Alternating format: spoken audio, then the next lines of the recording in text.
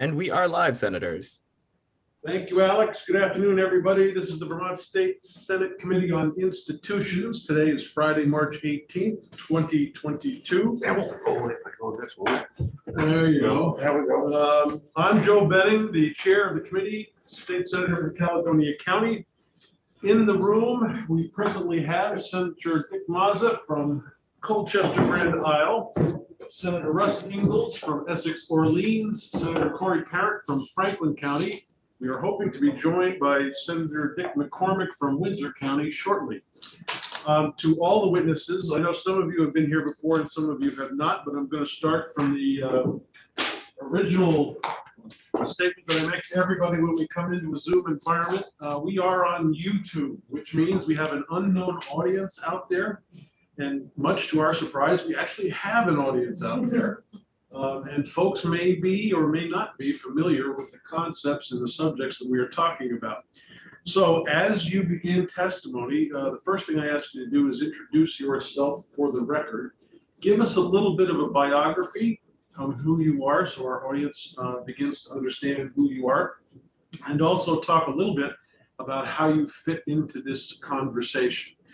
The other part is that if you are going on in your testimony and I hear something that red flags for me, some statement or an acronym that I think the YouTube audience may not be familiar with, I may interrupt you. I'm not trying to be rude. I'm just trying to get everybody on the same page. So I'll ask you to explain what X, Y, or Z happens to mean. With that, our first conversation is about the Bennington Battle Monument. We're going to talk first with Laura Trishman, the State Historic Preservation Officer from the Department of Housing and Community Development, and Mary Lou Chicot. Is that how you say your last name, Mary Lou? You're muted, Mary Lou. There. Sorry, could you say it again? It's Chakotay. Chakotay, okay. So I didn't kill it too badly. No, I'm used to that. All right. We are going to talk about the Bennington Monument. And to start off the conversation, am I correct? You're going to dismantle the monument and reestablish the stones along Hoosick Falls so we actually know where the border is, where the battle was fought? Is that the plan here today? Yeah, something our like other that. witnesses in the room excited about what I'm talking about. So, welcome back to Senate Institutions. Laura, you're first up. Thank you very much. I am Laura Trishman, the Vermont State Historic Preservation Officer, and it is my pleasure, for the most part, to be running the state historic sites as part of our historic preservation program. The state historic sites welcome close to 60,000 visitors annually. We were down to about 18,000 during COVID, but we're back up to 40,000 this past year. And I really anticipate that we'll be in the 60,000s again this year. Our number one visited site, which we are really very proud of, is Bennington Battle Monument. Mary Lou Chakotay has been the stewardess of this monument for 31 years for us. She is located down there working with visitors. She turns no one away when they have a request or a comment or wish to see something. Over the past year, we've been working with BGS to have a facilities condition study underway. The monument has been studied many times since the state took ownership back in the first part of the 20th century. State took over, I think, in between 53 and 55. 53 and 50, thank you. But we do have studies from like the 1920s of the structural integrity of the structure. So we're now undertaking this major evaluation and following through and seeking funding, various sources to really take care of the monument once and for all, particularly in light of the 250th celebration. Part of the day-to-day operations are not just opening the monument and ensuring public safety, but making sure that that public safety is foremost in our minds. Some of the projects include heating the deck at the museum, the visitor center, gift shop so that the ice doesn't form there. Working very closely with Old Bennington and with our residents. The monument was constructed in the 1890s in a neighborhood. It was not a neighborhood at the time. The neighborhood grew around it. So we're very, very respectful of our neighbors, and that this monument can be seen from very far away and is a symbol for us. To touch very quickly on the illumination process, we are working very closely with the FAA, Old Bennington, and we have contracted an electrical engineer who's been down there to study the 20-plus-year-old lighting system that we have in place to see if it can work to change light colors, if it can be augmented or needs to be replaced. This is also very good for us because we want to change it out for LED lighting, which will be cheaper. One of the major challenges we have with the structure like this versus, say, Washington Monument is the color of the stone absorbs colored light rather than reflects it. So we're trying to work on that. In addition to be our #1 visited site, Mary Lou maintains our #1 gift shop. This amazing lady can sell anything. And she is very particular to make sure that they are Vermont made, Vermont sponsored, reflecting Vermont. I cannot say enough wonderful things about what Mary Lou does for the monument, for the state historic sites. Her influence on the other gift shops that we have really shown a tremendous increase in our sales. She's really, really a tremendous asset for us. So I'm assuming we're going to shift to Mary Lou now. Mary Lou, before you begin, I got a couple of questions for you. Okay. First, Laura introduced you by saying that you considered all requests and didn't turn anybody away. I interpreted that. I'm just curious, if a certain chair of a certain committee of the State House comes down with his metal detector and swings across the lawn, is that okay? I think it's prohibited. Yes.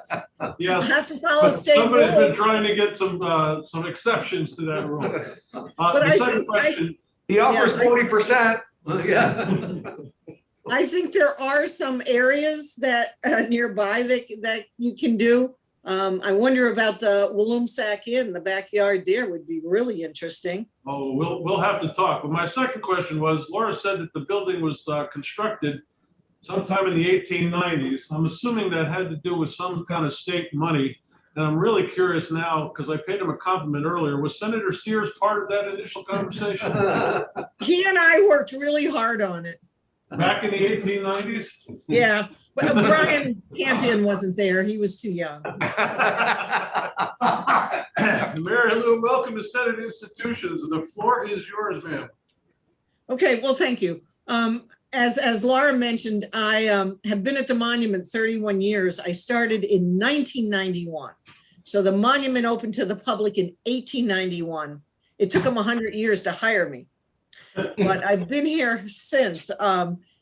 The job, as you can imagine, if I stayed this long, is really interesting. It's never the same 2 days in a row. You never know what to expect. You meet people from all over the world. Maybe not so much the last couple of years because of COVID, but in the past, we would have people representing 10 countries in one day. And a lot of people would come, really, especially from Germany, would come. The monument was top of their list to visit. We do get a lot of, we used to, it's hard to say what's happened in the last 2 years, but before that, we would get busloads of people from England coming to see us. So it's a well-known site overseas as well as here. The townspeople all feel a personal stake in the monument. They really, an example was several years ago, we had graffiti. Someone spray painted some obscenities on the side of the monument. And within a couple of days, people offered to come and clean it up, and it was cleaned up in no time. Nobody wanted to charge us for it. They just wanted their monument to look its best. So the town has a great interest in the monument. I was thinking, I'm not sure what you were going to ask me. And I thought, well, if they ask me one thing that the hardest thing about the job, and the hardest thing about this job is uncooperative weather. If I could guarantee that the weather's perfect every day, it would be wonderful. But that's about it. That's about the biggest problem is uncooperative weather. As Laura mentioned, the monument is, it's in need of some preservation and repair. I was in, not last year, but I think it was maybe 2019 in the winter, and there were ice waterfalls inside. The steps were coated with ice. So, something does need to be done to protect it. It's, 131 years old, and it needs some work. So I would like it if everybody in that room could come down someday and visit us. I would say a nice day, but any day. You're all welcome to come. So any What are the hours of operation? Well, we open this season, we're opening late in May. We usually open earlier in May, but a company called Vertical Access is going to be doing some studies, and they really don't want to be on the outside hanging from things while visitors are walking around, just in case they drop a tool or something. So we're opening May 28th. We're open this year 6 days. We're going to be closed Wednesdays from 10 a.m. to 5. Let's see. We usually have, there's 3 main positions here. There's someone who's in the monument and runs the elevator and gives tours, talks to the people, gives them a background of history. There's a person in the gift shop and a facilities caretaker who cleans the bathrooms, which is the most important job, and keeps the grounds as clean as possible, does small repairs. So we're trying to hire some people this season. And as you may have heard, it's a little hard to find people, but we're searching. I have calls out to RSVP in the senior center because retired seniors are excellent employees for seasonal work. So, and we close on Halloween, October 31st. So this year, I think it's like 153 days that we're open. With your present staff, do you have any daily operational issues? No, there's always the worry in the monument that the elevator could give problems to the operator. But so I hate to ask, what happens if the elevator gets stuck? Well, in the past, we had a hand cranking system that worked. We have had the monument, the elevator, upgraded. And so now we have to rely on the elevator serviceman because there's a lot of computer parts. So they have to wait until he can get here and get them out. We're just hoping it never gets stuck. Not me. But it has happened. How many can fit on the elevator at one time? Pardon? How many people? You wait till you get so many people to take them out? We don't allow more than 6 people. It's a small elevator. We couldn't run it during the height of COVID because it was less than the 6 feet. So it's about 5.5 by 5, and 6 people in the operator is max. If it would get stuck. You let them go up and you wait for them for 5 minutes or so, then bring them back down, or? That's sort of what we do. On busy days, the operator would take the people up, drop them off, take down whoever wants to go, and just continually run. And that's usually the really busy days. But when he can, he stays upstairs with them, gives them a talk, tells them what they're looking at, and then they come back down. The view is pretty fabulous. On the elevator, goes step. Yeah, right. Senator McCormick. Thanks. Is there any plan to do away with the tube that the stairs go through? I wouldn't say I have a problem of being claustrophobic, but I was not able to bring myself to go up that tube. Well, it's not really open to the public. So the steps have been closed for years to the public. So I don't know how else, because the tube is protecting the ladder that goes up to the control room of the elevator, and then the spiral staircase, which is kind of risky, which takes people down to the next level and to the steps. It's only one level of spiral staircase. Maybe I was being treated as a VIP or something, because I was offered the opportunity to walk up through the tube. Well, there was some Well, missing steps in it, we I'll tell you did about try. A couple of years ago, we tried doing guided tours Yeah, because so many people requested the steps. And what we decided is that is not a good idea. It's too risky with visitors and people. It's not really, so we're not going to do that. So you got in on a trial basis. We were trying out to see if it was feasible to do the steps. And the conclusion was it isn't. well, it was wasted on me anyway. You were gonna walk up the steps from the bottom up, Yeah, all the way to the top? sure. Actually, when I was there, this has to be almost 30 years ago now, but when I was there, the elevator was closed. The only way to get up there was to walk up, which I did. I wouldn't do that today, but 30 years ago, I was fine with it. God. I'm curious though, you have an operator in the elevator that goes up and down all day? Yeah. And last year, he worked 5 days, every weekend, every holiday. And he's a retired English teacher. So he's very eloquent when he talks to the people. He's, so lucky to have people like that working here. I don't know why, but I just had a flash in my head of Senator Sears being the operator going up and down with all those folks. I think that would be a wonderful part-time job for him. Right. Tell him to call me when he retires. All right. Anything else you folks would like to tell us? Well, Mary Lou actually, until just recently, used to go up all the stairs, the outside ladder, to replace the FAA light on the very top of the monument.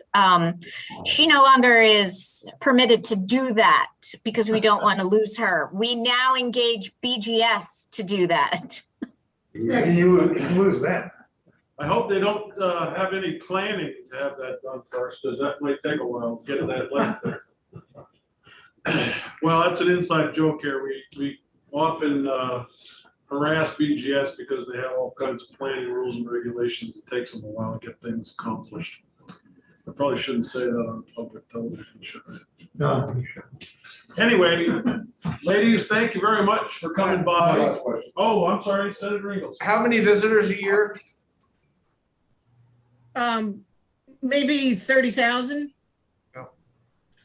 And that's out of the 60 that we're getting at all of our historic sites that are open. So she's bringing in more than half. Nice. Is it free or? And that's ticketed visitors. We can't count visitors if they don't purchase a ticket.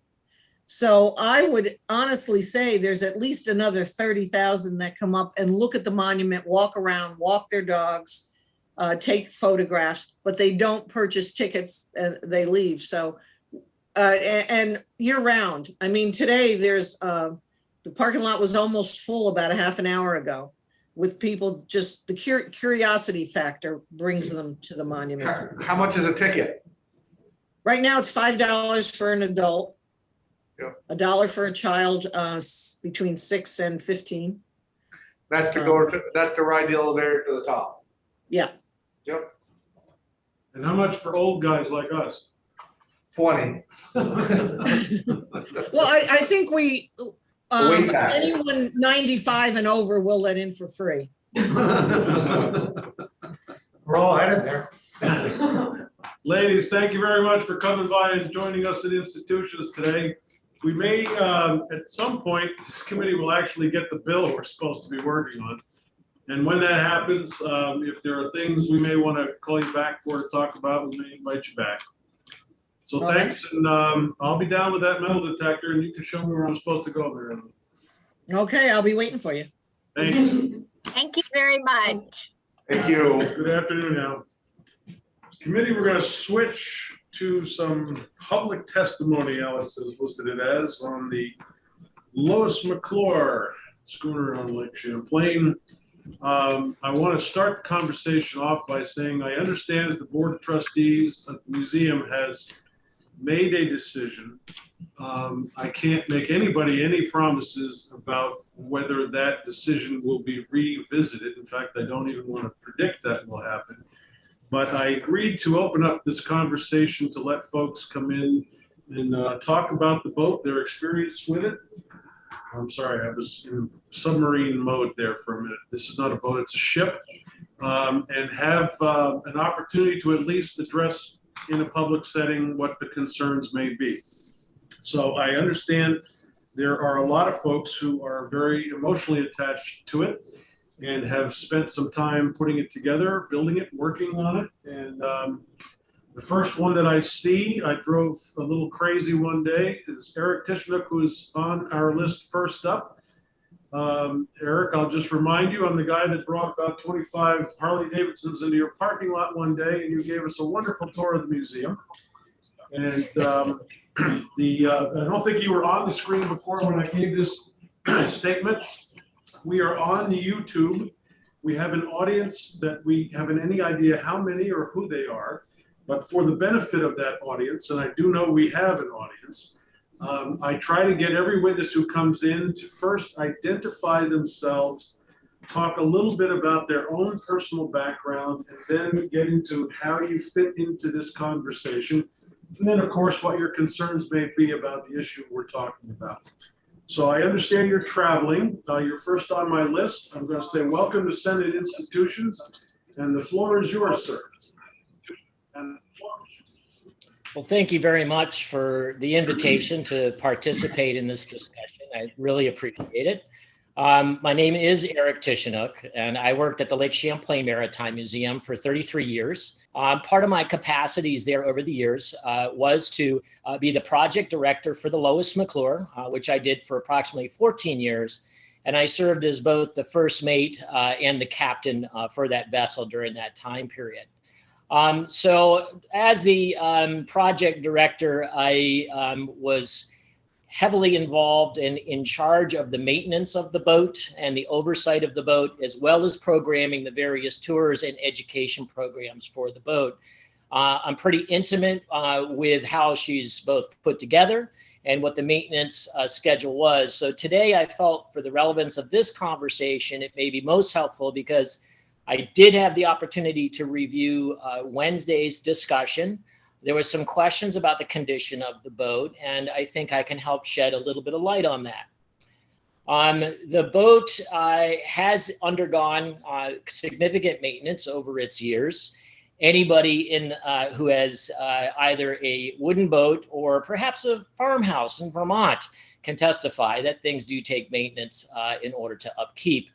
That was done on a very regular basis throughout its life. It was in good working condition during her last tour, which was in 2019. The boat, yes, it does need some work. There's no doubt about that. But I got a call from the shipwright who was hired by the Maritime Museum to do the survey while he was surveying the vessel, and wanted to get an update from my perspective about the boat. And I gave it to him, and he said, "Eric, I'm standing on a boat that has a lot of life left in it. It's in good working condition.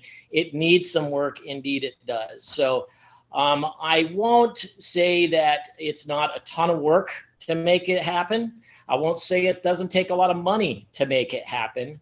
but I will say that you have to have the will to want to make it happen. And that's something that I question if the Maritime Museum wishes to be the caretaker of that vessel as a full-scale working enterprise. I believe it has the most power as that.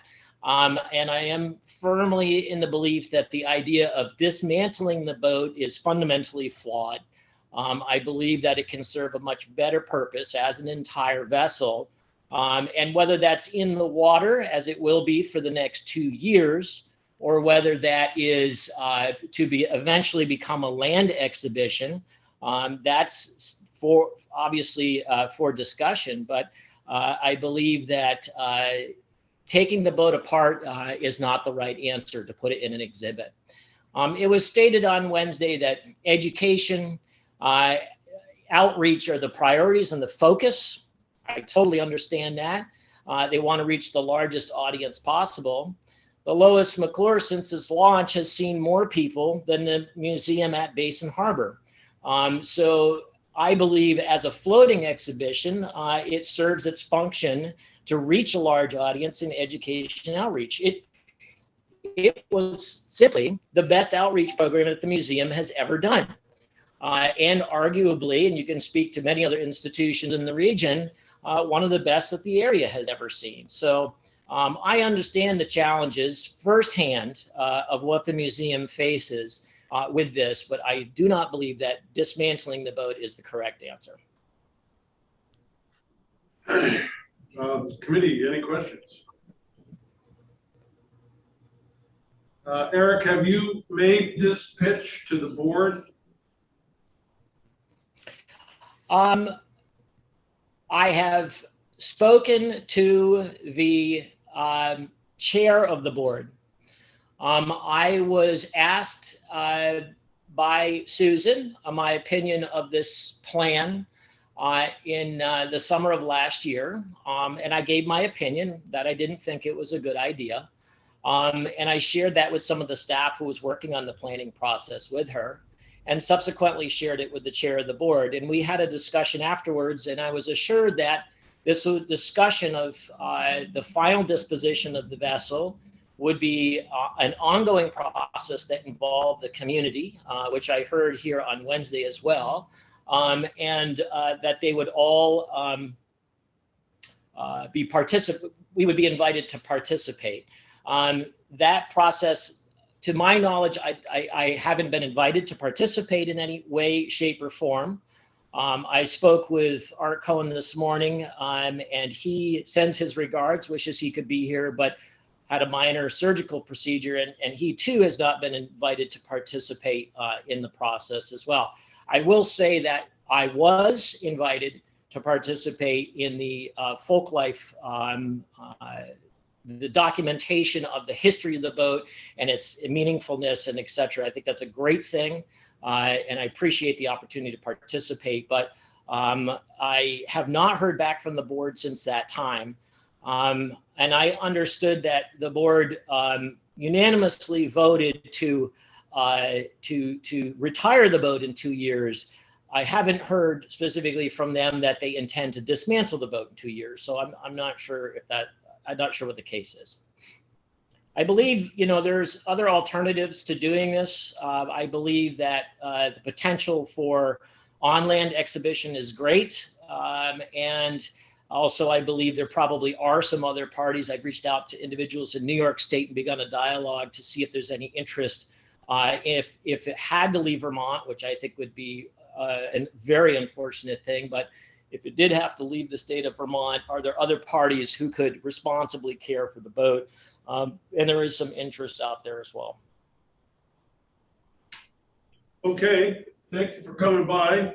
Nice to see you again, even though I'm behind a mask. I don't know where the conversation will go from here, but we'll likely have some more conversation, some of which you're about to hear. So thank you very much for coming by. Thank you very much for the opportunity. I realize that this committee has no ultimate say. It is the decision of the museum, but it is an asset for the state of Vermont. and for the Champlain Valley as a whole.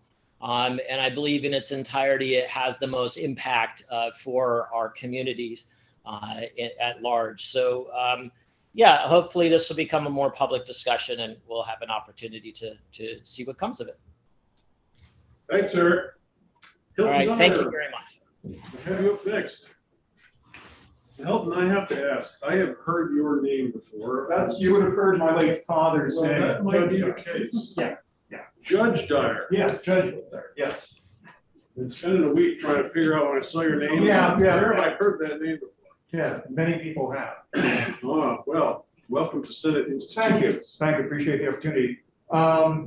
Brief on me, I'm a renewable energy consultant, run a hydroelectric plant, former professional blacksmith, and I have been involved with the Maritime Museum since 1991, I guess, about 30 years, as a volunteer, as a member, a donor, an employee. I've taught blacksmithing, workshops there, built exhibits, but most relevant to that, I've been both a member of the building crew and the sailing crew on both the Philadelphia II and the Lois Mcclure on a number of voyages. Eric gave a very good summary of a lot of what I think about what's going on. But to very briefly reiterate, have you gotten a look at the Marine Survey for? Alex, do you have that available on screen? Let me try to track that down for you. I don't need it on screen, but have you actually? I believe we have received it, but I don't think any of us have. Well, I managed to get a look at it more recently, and the ultimate conclusion of it, there's a lot of details with a lot of nautical jargon about parts of the ship, but the conclusion is that it has some maintenance needs that are somewhat more than cosmetic, but much less than structural, shall we say. That it's like a house with a solid foundation, solid framing, needs a little bit of siding replaced, bit of trim, but it's basically solid. The ultimate conclusion of the Marine Surveyor was that it is suitable for navigation on inland waterways. And I'm not a risk-taking kind of guy, really, but I would be perfectly happy to get on the Lois Mcclure today as it floats and take down to New York City and back. It's a functional boat as we speak. As Eric said, it is not a small project to maintain an 88-foot wooden boat, but the Lois project has always been independently financed. Its tours have not been a drain on the budget of the Maritime Museum. It sometimes actually has had excess money left over at the end of the tour from the fundraising that was done for that, that's gone back into museum functions and projects. But it has been incredibly successful and has gone from New York City to Montreal to Buffalo, all over, with its own fundraising program and its own budget externally to the rest of the museum. So it is a logistic issue to manage the boat and like that, but it isn't a fundamental threat to the financial well-being of the museum. What I'm saying, and that it needs, as he said, it needs maintenance, but no more maintenance than a wooden boat does need on a regular basis. I would like to reemphasize the fact that there are other institutions that could be interested in owning and operating and maintaining the Lois Mcclure, and that we do ourselves a disservice if we don't pursue those. If the Maritime Museum, in fact, decides that that it is too much of a management issue to operate, maintain the Lois Mcclure themselves, that it makes sense, such a valuable object in so many ways should be kept on the water doing what it does best under different management. It makes no sense to demolish something that can still perform its function in such an important way. But what I really want to talk about, because it's my personal experience, is the huge impact that Lois Mcclure has had when it is out on tour. That, just to go brief history lesson, that, you know, there are boats from all over the world that are associated with places all over the world. The sailing canal boat is the Vermont boat. It was invented here, for here. The Gleaner was the first sailing canal boat in history, 1823, designed and built in St. Albans. It is the Vermont boat. And it is the boat that made the Champlain Valley what it is. And in fact, no hyperbole, made the city of New York what it is.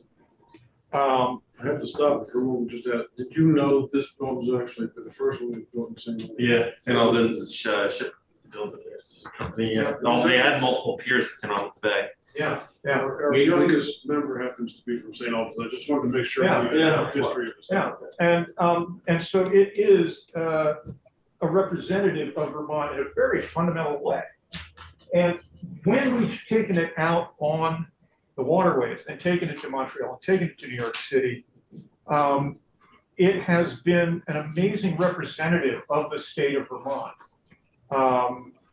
Thousands of people come across the deck.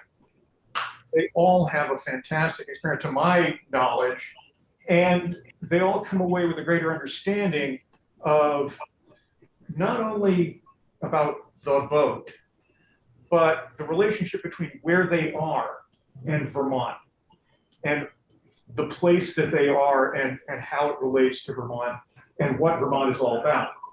I mean, we were down in New York City, 2005, and we were docked Battery Park City, the priciest piece of real estate on the Hudson waterfront next to mega yachts, with a banner the size of a movie screen. I don't remember exactly what it said on, but it did say Vermont Farmers on it. And thousands of New Yorkers came through, and we told them about the connection between New York City and Vermont, and agricultural goods coming from Vermont to New York City back then and now. And I believe Cabot Cheese folks had a setup there as well. So it was, how many ways can you win? It was a historical education win. It was an institutional win just for the state of Vermont, consciousness of the state of Vermont. It was promoting Vermont commercially as a win, and just sort of engaging people in history as a win. It was incredibly effective. It's sort of this perfect intersection of factors. You think people are really sick of screens now, but people have always felt let down by screens. But when they can step aboard an actual floating ship that is unlike any other in the world, literally, that is linked to Lake Champlain, linked to Vermont inextricably, and linked to the geographical area from Montreal to New York City and Buffalo. It brings their own history alive, and it makes them aware of ours. And to take something that's still a functional device, a functional tool, and I could be poetic and say a time machine, you know, a magic carpet. You know, you take a kid who's got their face in their phone, and you bring them on the boat, they end up behind the wheel of the boat, talking to you about history. I mean, what's better than that, right? I think it would be a terrible waste to take the Lois Mcclure off the water and turn it from the living thing that it is into a static exhibit. And I hope that that we can influence the management of the Maritime Museum into reconsidering that and either bringing it back by the Maritime Museum or turning it over to someone who will continue to operate it. So. If I could just focus your conversation there on that subject. I don't know what entities there are that would take this boat over and keep it in Vermont as home base. I don't think there are any that would keep it in Vermont, but the Canal Corp, New York State Canal Corp, has indicated some interest in the past, and that would keep it in the whole system, and it would still be a Vermont boat, even though operated by someone else. It would still have that connection. It seems to me that shifts the conversation to, are we protecting the boat per se, or are we more interested in having an exhibit in Vermont for people to come and see? I'm just trying to focus the conversation. Yeah. I did hear earlier that there were entities that might take it over. Yeah. I'm hearing for the first time that those are not necessarily Vermont entities. The value of keeping something in Vermont, even if it's transformed, as opposed to protecting the boat just to protect the boat, seems to be part of the conversation. I think that the value of the boat drops so much when it's no longer functional, no longer on the water, that it's educational value, its value of connection, the excitement that people feel around it. There's no such thing as a fact without an emotion attached. And you have to go for the emotion first in order to get the facts. Have you made this pitch to the board? I only recently found out about the fact that it was destined to be broken up. Sure. Committee questions? Senator McCormick. First, I apologize, I had to step out. Could you elaborate on, you said that the canal boats, barge canal, that they made New York City. Now, when this style of boat was invented, the Port of New York had been a major port. Oh yeah, yeah. So, but the expansion of it and the size of it, when the cargoes started coming in out of the west, out from the Erie Canal, opening up the west, and coming down from Canada, down from Vermont, iron ore, timber, all this, the volume of material, commercial activity going through New York as being the outlet to the rest of the world dramatically increased. So just the age of canals. The age of canals did that. It was like 100 years, 1823, pretty much 1923. It's also when young people started leaving Vermont.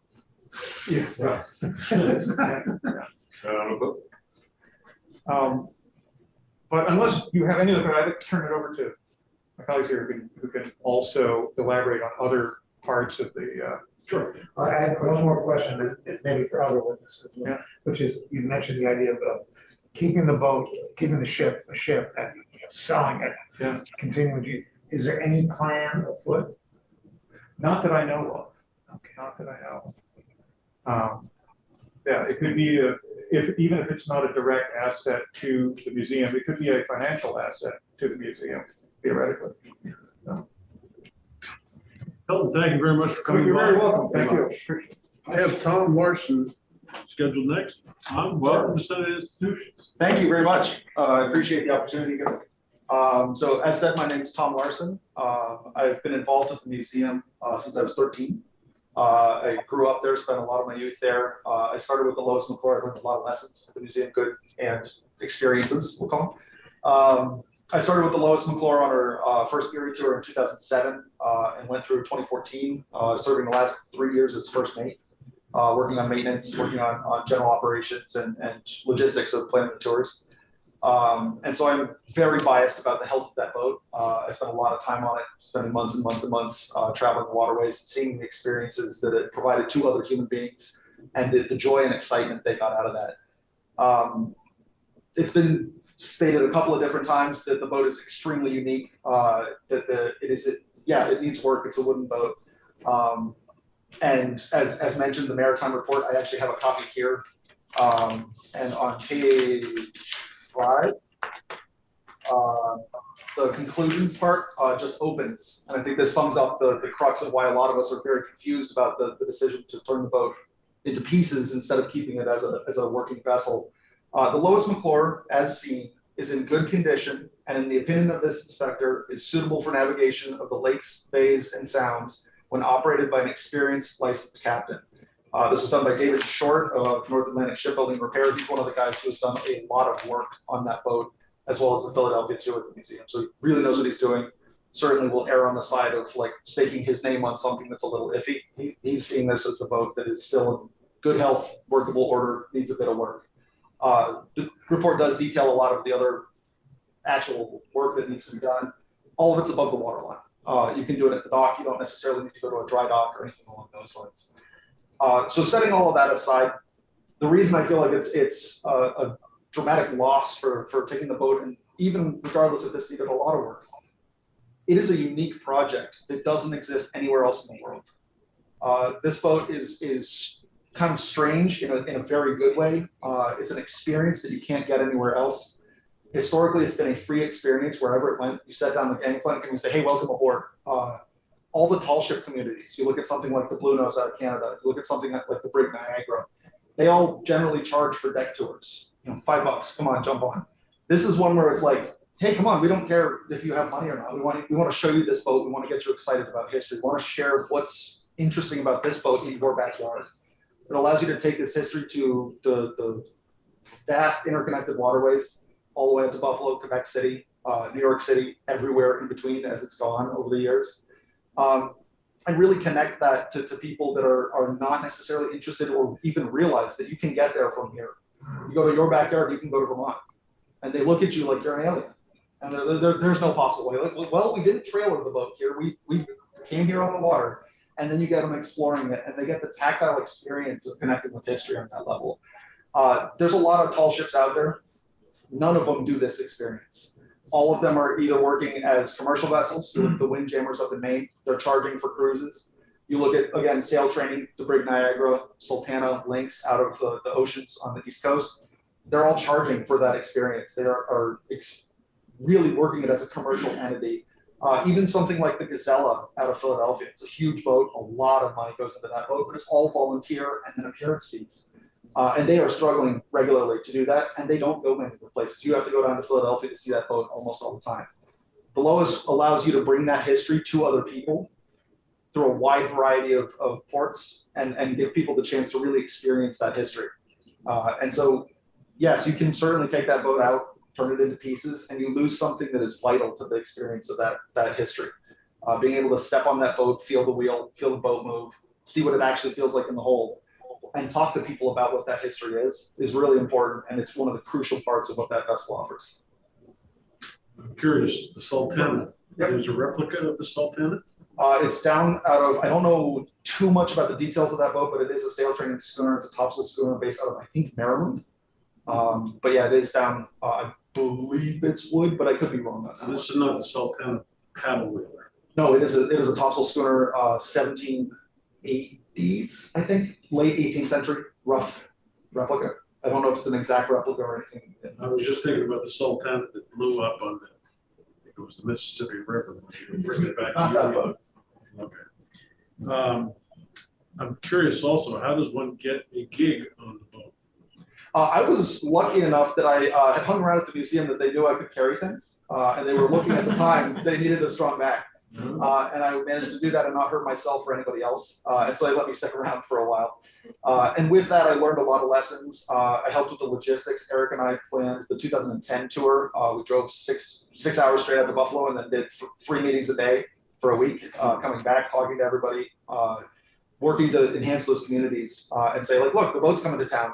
Plan an event, do something cool. And we planned that whole tour. And every time the boat would come to town, we would talk to the community and say, this is an excuse for you guys to celebrate your heritage using us as a prop. The circus is coming to town. Cool, let's do something, make it big. Get a farmer's market going. Have a community event, really stir this up and highlight what is special about your community using us as a lens. It was a real impressive experience. Well, after the next primary, Susan, I might have a little free time on my hands.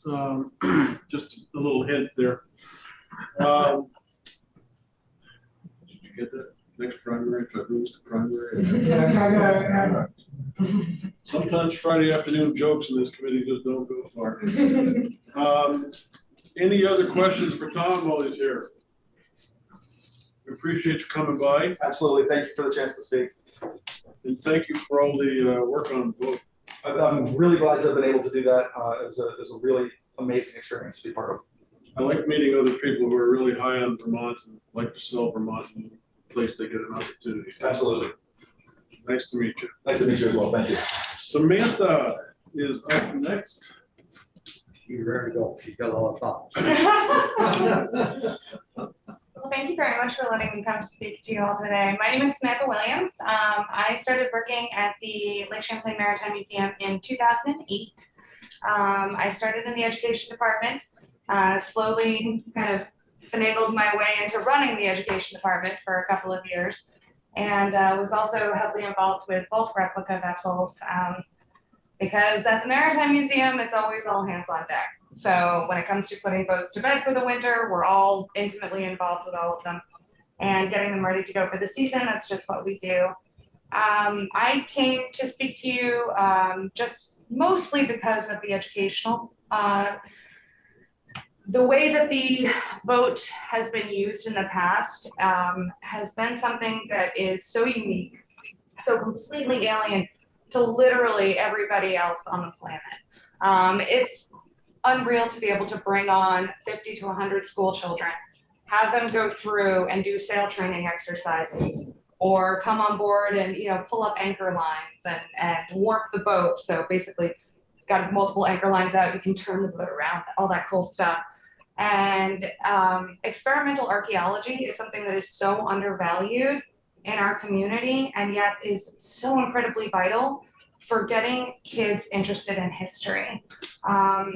In my current position, I'm the director of another museum now. I've moved on from the Maritime Museum, and it is so difficult to get young people fascinated with history. I was a weird oddball at the age of 5. I was madly in love with history and wanted to go to every historic site. My parents I drove them insane. But it's so hard to get young people interested in history today, and that is what things like the schooner and the Philadelphia 2, that's literally what they do. It opens kids' minds in a way that some static exhibit in a building somewhere could never possibly do. And so I feel very passionately about both of those vessels. I think the Lois Mcclure is a huge asset for the state of Vermont, and I think it would be a terrible shame to see her dismantled before I think she's finished her work. And I still think she has a lot of work left to do. So where are you now? I'm currently the director at the Kent Delord House Museum in Plattsburgh. So we have met before.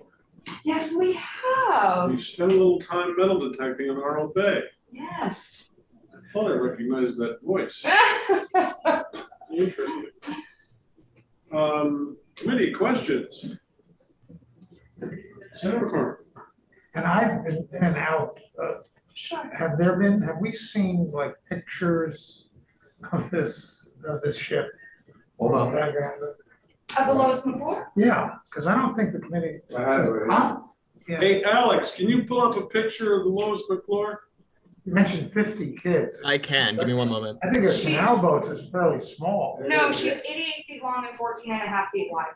I got one picture up there right now, but I'd like Alex to pull one up on the screen so everybody can take a look. Now, it's narrow. Well, yes, because she had to fit Because through it's the a canal, canals at that's the what time, makes it a yes. canal. So when you're thinking 1862, she just barely squeaked through the canals at the time. Yeah. So yes, she was built to spec. So So have you made this pitch to the board by any chance? So I didn't know that this was the ultimate decision of the Maritime Museum. I never received an email about it. I know the former crew did receive an email. I believe it was Friday at 6 p.m. and they were notified that the museum would be making the decision known to the public on Monday morning. Is there an engine on that or just No. strictly sails? She's powered by sail or by tugboat.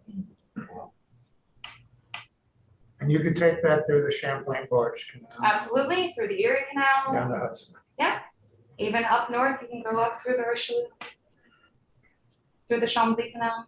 I'll tell you, that's a way I'd love to spend my summer. It's not terrible. I'll be perfectly honest with you. It's not terrible. No, I'm being serious. I think I would have a blast in that. I don't know where else to go with your part of this conversation. That's There fine. are people who are obviously interested, and maybe this talk will spark some more conversation. At the moment, I guess we'll finish off the witness testimony first. What's the city of Burlington doing? City of Burlington get involved at all? I'm not privy to any of those conversations. If a really clever entrepreneur could make it go. Serve gourmet meals on it. Well, they brought it. For a When she was in nice Burlington, hotel. when she was in Burlington at the waterfront, that was prime viewing spot for all the fireworks for 4th of July. Well, I think, do you get as far up as Mallett's Bay? I'm pretty sure we could. Sell sandwiches. Those sales would have a nice sign on it that says Maz's store, this guy. All right. I heard another voice in there somewhere. Maybe not. Well, thank you, gentlemen, for your time. I really appreciate it. Samantha, nice seeing you again. I have Alyssa Nelson next. Right now, Alex, I can't see her because the screen is still up, but we have looked at all the photos going by. Alyssa, welcome to Senate Institutions. I'm not sure if you heard me earlier, but as you start, if you could just introduce yourself, give us a little biographical background, and then launch into whatever you'd like to tell us. Thank you very much. I appreciate the opportunity to speak to you today. My name is Elisa Nelson. I'm the former schooner and volunteer coordinator for the Lake Champlain Maritime Museum, starting in July of 2001 through today. So I have been intimately involved in the schooner since actually prior to her being publicly announced. My husband made the first portion of the boat ever built, the steering wheel, the steering system. So way back when Art Cohn and the Mcclures were talking initially, a friend of ours, Michael Vecchia, who was the assistant director of the project, got us involved, and we kind of were part of bouncing the ideas around. So I've been there since the beginning, intimately involved in the construction of the vessel and the operation of the vessel every year to date. I have spent my summers either chasing the boat from place to place, resupplying, moving crew,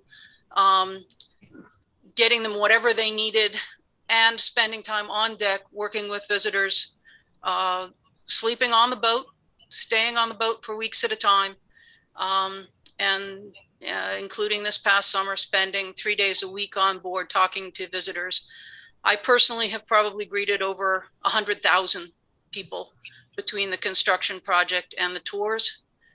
Over 320,000 people have been across the decks of the schooner and visited the construction of the boat. It has been a major impact on outreach for the state of Vermont, telling people from New York, New Jersey, Vermont, Ontario, and Quebec in Canada, that this is what the Lake Champlain Maritime Museum is and what we do. It has been an incredible opportunity to share Lake Champlain history with all of those people by being a traveling exhibit, taking the museum to them, we have reached so many more people than we would have reached otherwise. It's been an incredible experience. Other people have told you about the kind of day-to-day operations and the visitation and everything. I'm probably I think I'm the one person other than Susan in this group who was intimately involved in the discussions and planning that came to the ultimate conclusion of the decision that this museum has announced.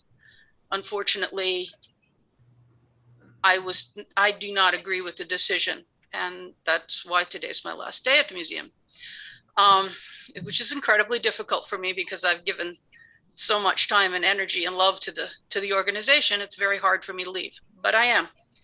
I don't want to dwell on that part, but I think it's fair that you're aware of it.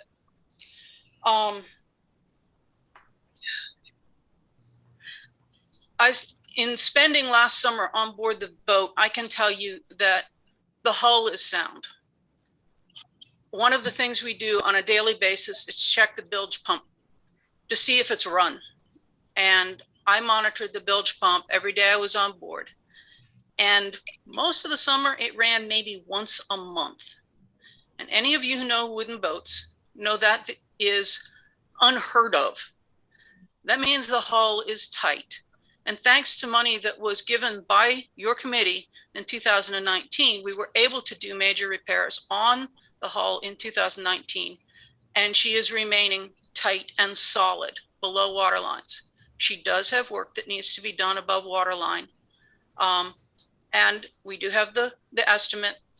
I was there when the survey was done, and I talked to the gentleman who did it.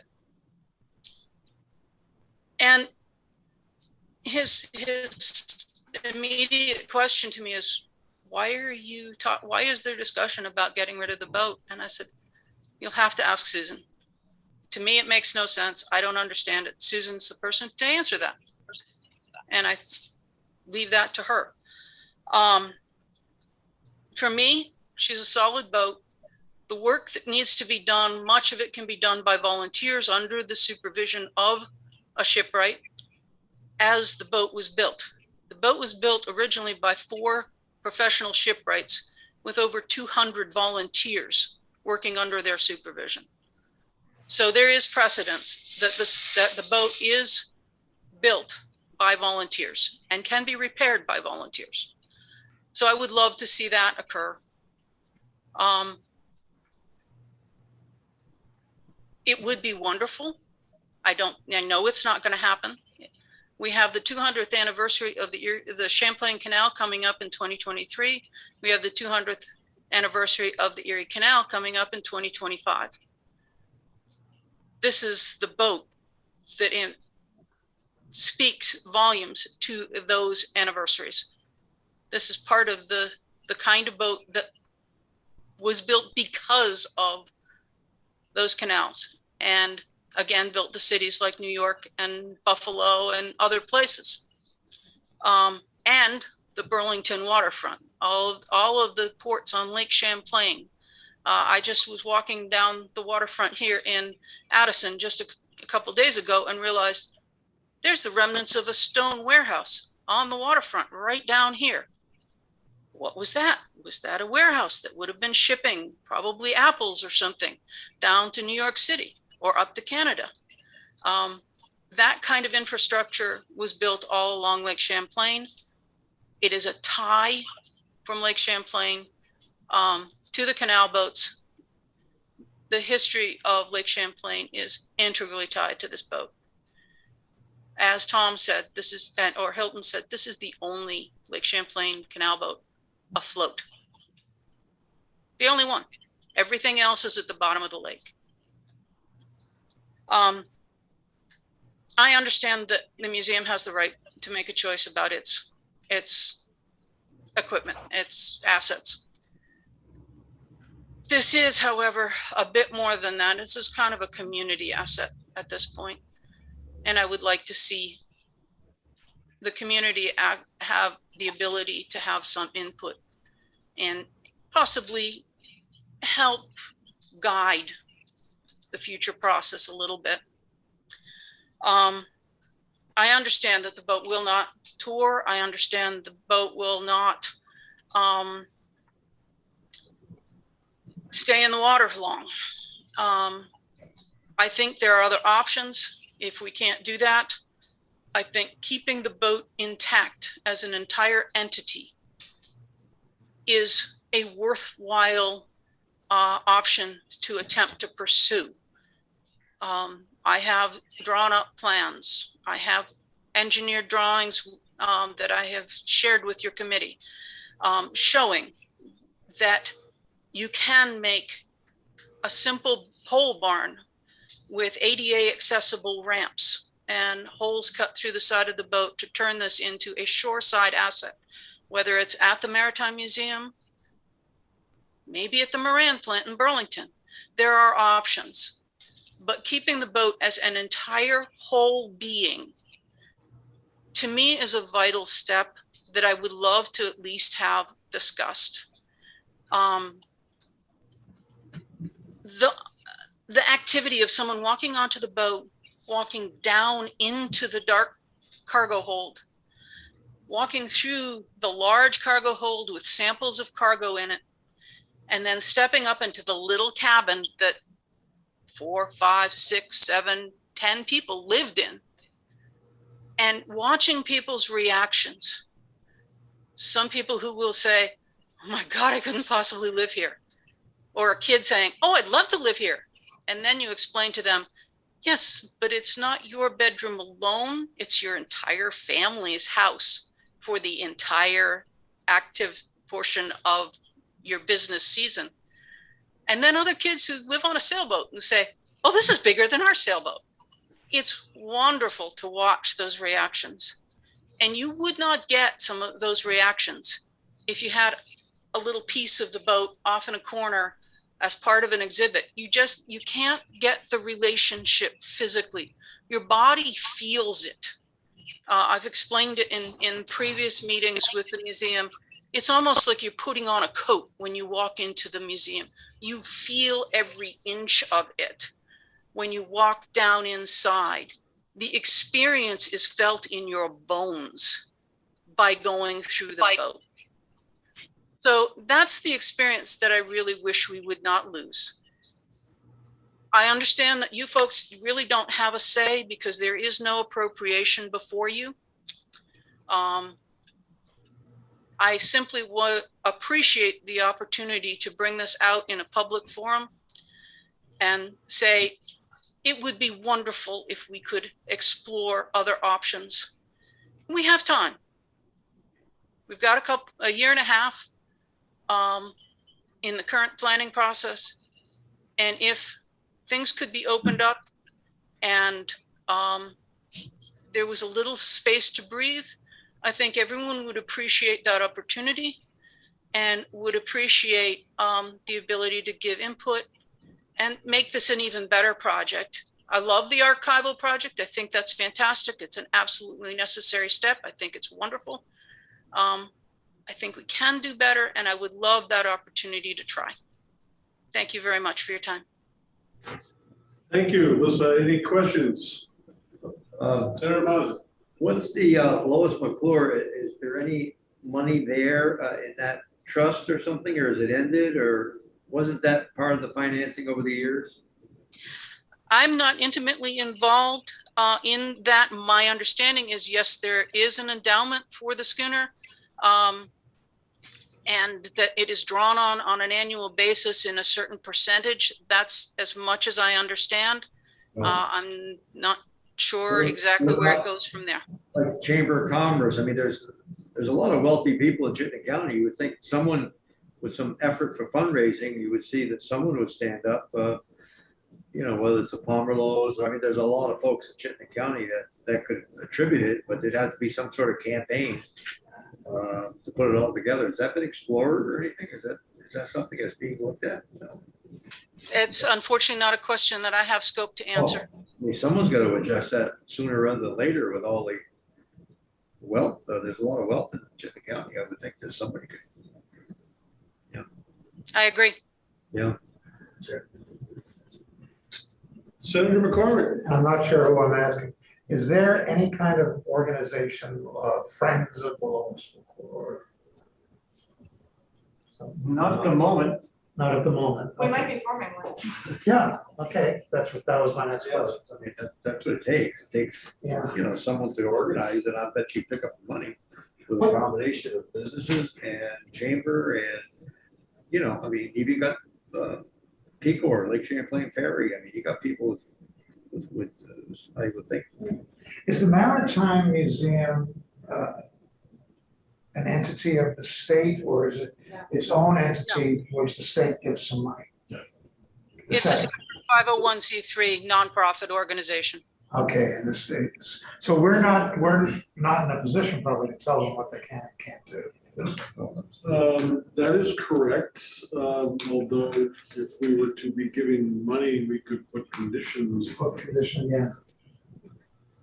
It's gonna take a long range plan, how to finance it, how to maintain it, how to, somebody's gotta put it all together. Well, just kindly, I'm sorry to interrupt, but we didn't realize that this was going to be an option. That's why we're Oh, speaking to you. oh, okay. We didn't know this is what was So it's going to just happen. beginning, just beginning. Yes. Okay. Other questions? Melissa, thank you very much for coming by. Thank you very much. Anybody else want to say anything here this afternoon? You're pointing, Alyssa. I'm not sure who you're pointing at or to. Has Eric Tischenhoek been introduced? He has. Okay, I missed that. Thank you. Okay, thanks for coming by. Again, Eric, nice seeing you. Good to see you. We'll see if there's any other conversation to be had about this subject. With that, Fantastic.